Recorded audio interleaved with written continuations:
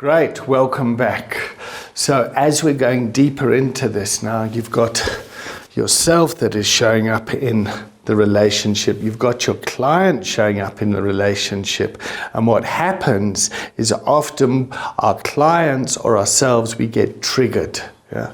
So triggering is what happens when we stop thinking with our prefrontal cortex and our brains flip out and our amygdala takes over and we have an amygdala response to the situation. So the 5 responses are fight, flight, freeze, tend and befriend, or sleep.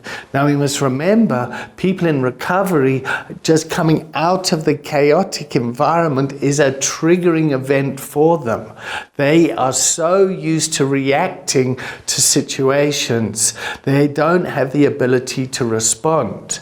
And so our job is to work with them first to kind of bring their nervous system back online so that they can start to think with their prefrontal cortex and to be aware that when they go out into the world that they have a whole lot of urges, triggers, and all that sort of stuff. So, and our clients can come here and we need to be able to see if our client's in a state where they're thinking with their prefrontal cortex or whether they're in a triggered state. So what we're going to be talking about in this lecture is Daniel Siegel's work about being triggered and how we can use mindsight to see how I'm responding first, so I can take responsibility for me, how I'm showing up, and how our clients show up. And then we can see whether I'm triggered in the relationship, the client's triggered in the relationship, whether we're both triggered in the relationship. And by practicing this conversation and using this language with our clients, we can then decide to move forward. Yes, because the clients go back to their families and then the family environment gets triggered.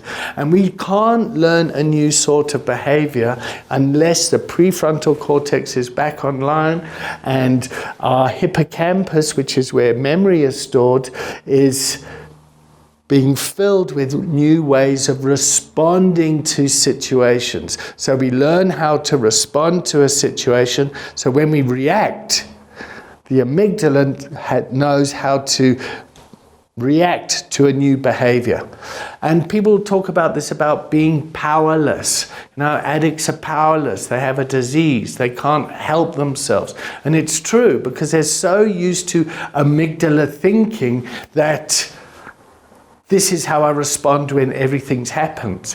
Any feeling, any emotion, my girlfriend's broken up with me, I was late for work, whatever, it's like, oh my God, I got to use.